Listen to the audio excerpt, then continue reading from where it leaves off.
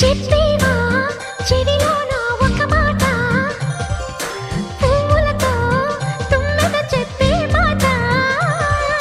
నీ చిరునవ్వు సాక్షిగా తాజ్ మహల్ నాదట, నీ పెదవంచు సాక్షిగా షాజహాను నేనట. నీ తీయని ప్రేమకి నా పెదవే నజరానా, నీ బయటకి నేనిక బానిసనే నెరజానా.